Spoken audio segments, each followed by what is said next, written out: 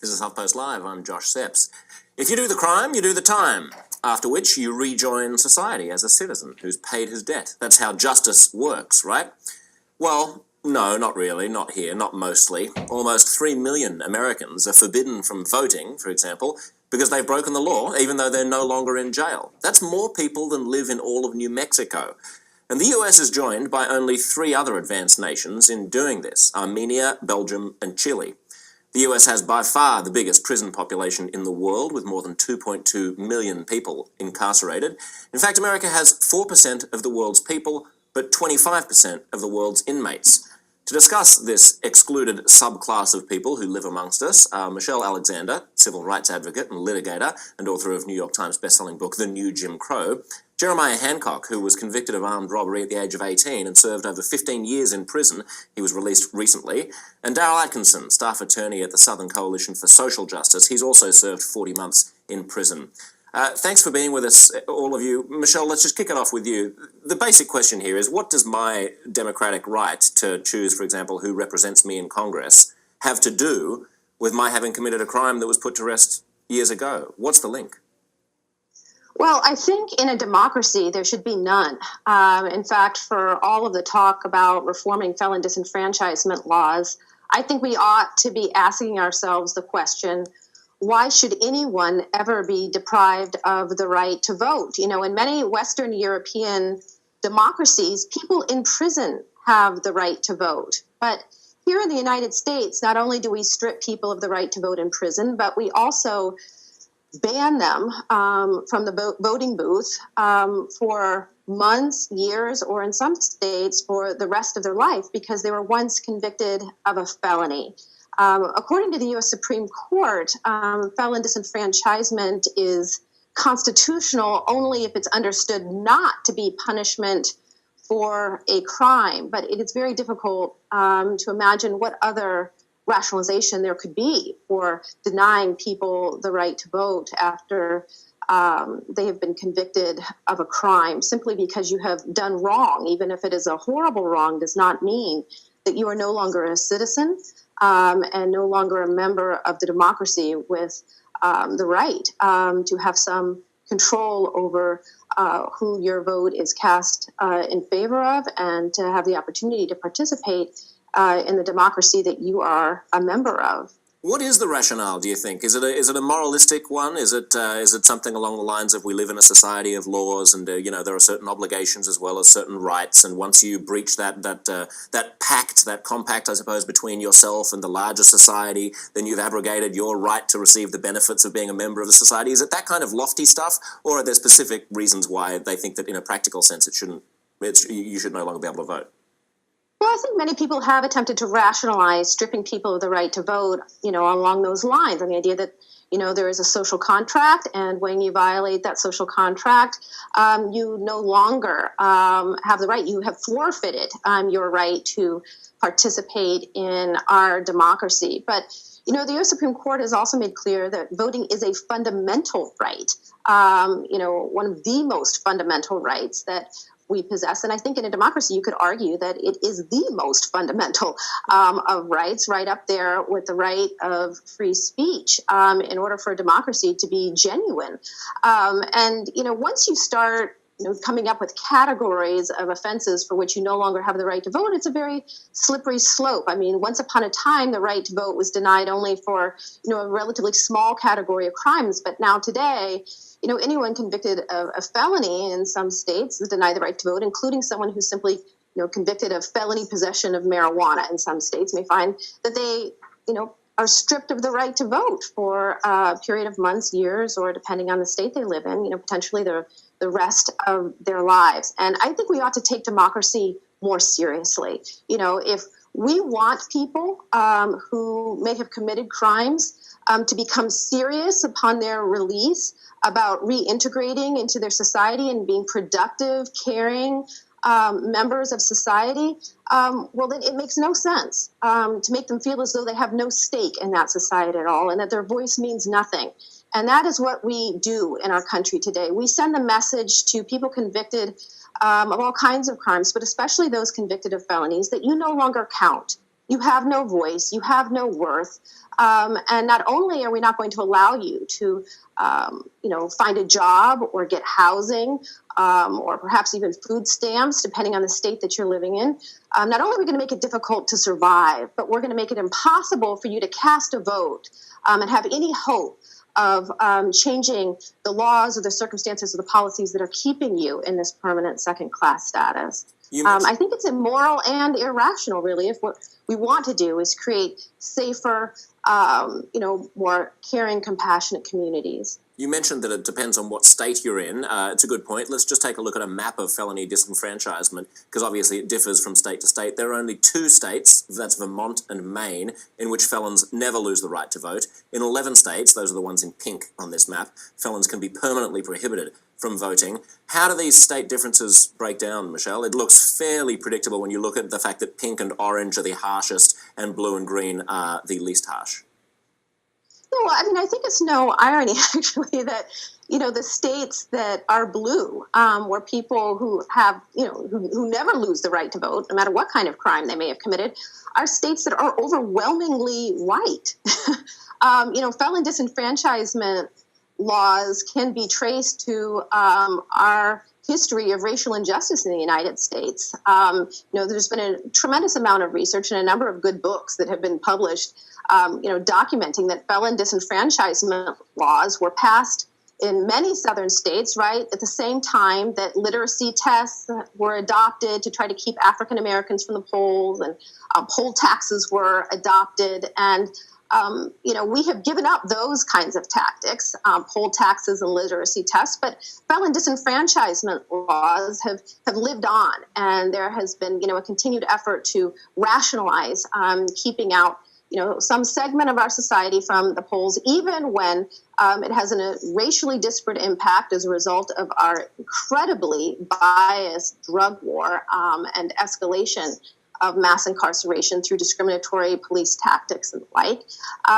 We have held on to felon disenfranchisement, even though so many of the other barriers to voting that were struck down or abandoned as blatantly discriminatory have been abandoned.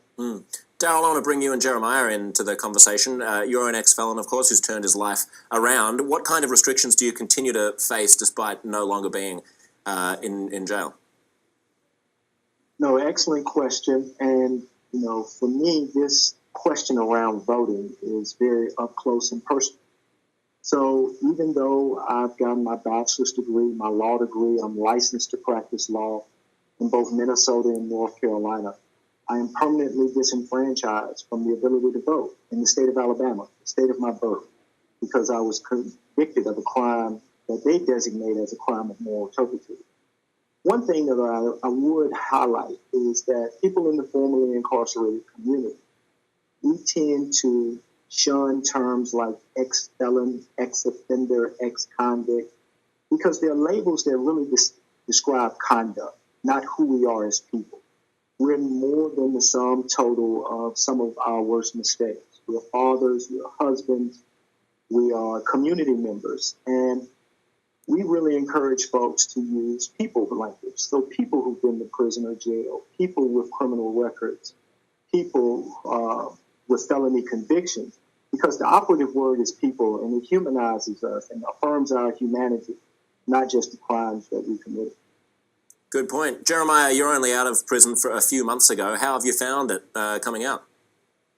Well, there are difficult aspects associated with it. There are stereotypes associated. I myself have also been educated, took great pains to, become more productive member of society as I integrate. But to become that productive member of society, again, as Michelle was speaking of, one of the most fundamental rights is voting, and to go and actually try to register to vote and was denied. And even when it's in this state of North Carolina with probation or parole, sometimes you find that people get 10, 15, 20 years probation just to avoid a sentence, whether they're guilty or not, and that immediately robs them and take them out of the voting equation. And it's challenging at times. Have you felt that there's any actual level of support, that you have people who are rooting for you, who've got your back, who want you to become a productive part of society, who want you to succeed? Or do the doors just open and, well, there you are, you're out?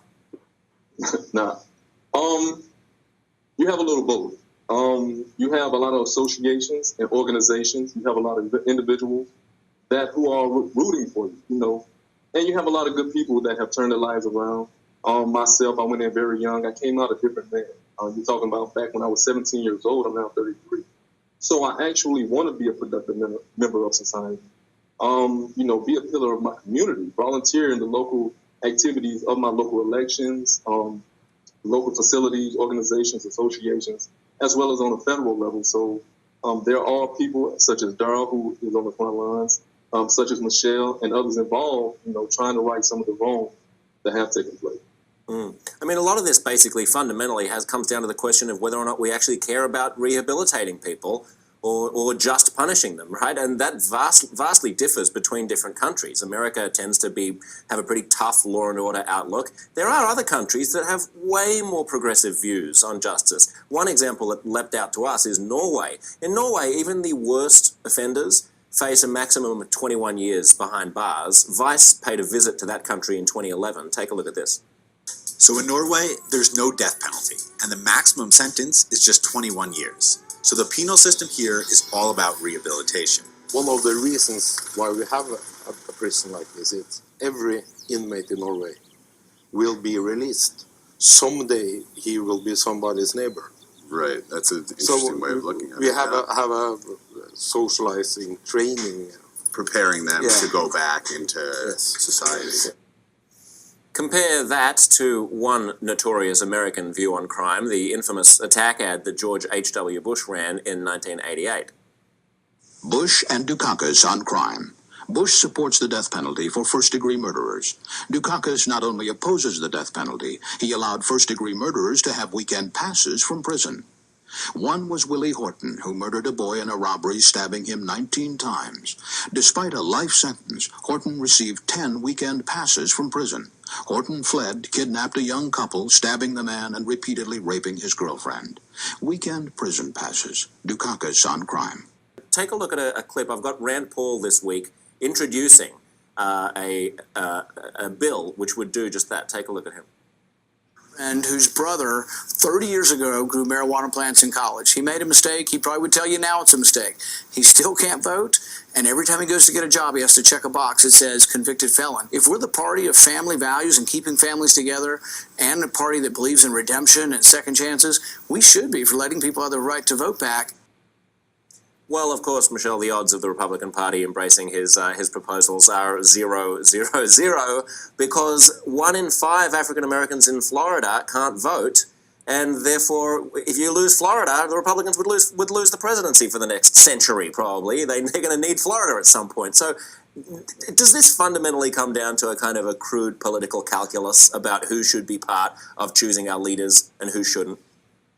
Well, certainly crude politics comes into it. I mean, in fact, you know, if people who had been convicted of felonies in Florida had had the right to vote, Al Gore would have been elected president, and really the course of our nation's history would have been quite different than the way it unfolded. So there's no doubt that there's a political dimension to this, but I think it actually runs deeper than mere politics. I think at the core of this issue is the question of who belongs to America and who is counted as being part of us and part of them. How do we draw those lines? Who do we actually care about? And, you know, I think with felon disenfranchisement, as well as, you know, all these other forms of legal discrimination against people who've been convicted of crimes, you know, you can be legally discriminated against employment, in housing, and access to education, to basic public benefits, you know, all the old forms of discrimination that we supposedly left behind in the Jim Crow era are suddenly legal again today once you've been labeled a felon. So I think, you know, really, in order for us to deal with felon disenfranchisement, we also have to be honest about the racial politics and the racial history that brought us to this moment in time, and to recognize that fundamentally, we have denied the basic humanity of millions of people in this country and have denied them basic civil and political rights. One of the things that distinguishes us as a nation from a place like Norway, as well as many other European democracies that allow prisoners to vote and also place great emphasis on rehabilitation, is that in the United States, we don't recognize human rights as being enforceable. In this country, we recognize certain political rights, but in many European democracies, people understand that they have basic human rights, like the right to a quality education, the right to work, the right to housing, the right to basic public benefits, that not because you're a good person or even a hardworking person, but simply because you're a human being and part of our family, part of our society. We're going to ensure that your basic human needs are met. We don't have that kind of moral consensus here in the United States. And so it becomes easy for us to imagine that because you've committed a crime, whether it's a murder or whether you're caught with some drugs, that we can then strip you of basic civil and human rights, and you can struggle for mere survival for the rest of our lives, and we'll just shrug our shoulders at that, especially because the overwhelming majority who are targeted for inclusion in this system are impoverished, as well as folks of color. And, the man in the video that you showed who said, we understand that the people who are serving time in prison will one day be our neighbors.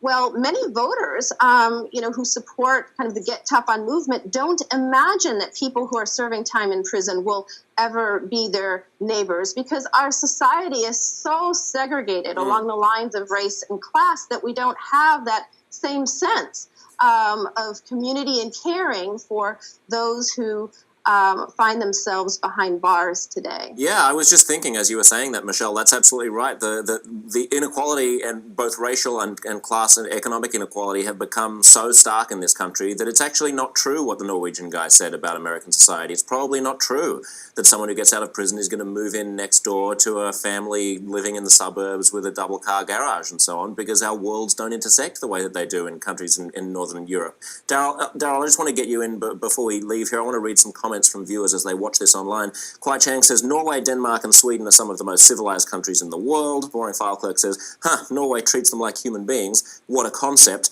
And whatever happened to paying your debt to society and moving on with life? Why can't we do that here in America?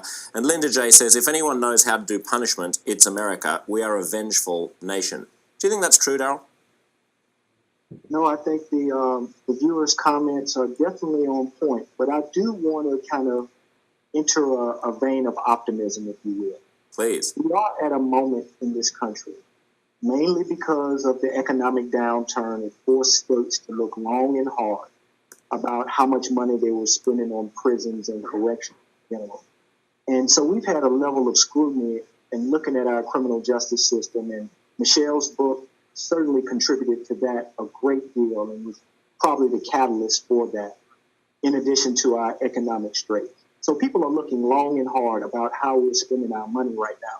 So it's an opportunity to really look deeply at folks' humanity, to look deeply that do we want to kind of permanently debilitate people and not allow them to participate in our economy? It was an economic think tank that did a study and said, by excluding people who've been to prison or jail and people with criminal histories from the mainstream economy, this country is losing between $50 and $65 billion a year. So hopefully that's a note that can resonate with folks who might not care about those issues. And then once we get them hooked in that way, potentially we can raise consciousness to get people to care about our shared humanity as a country, our collective health as an entire country, where all people can participate.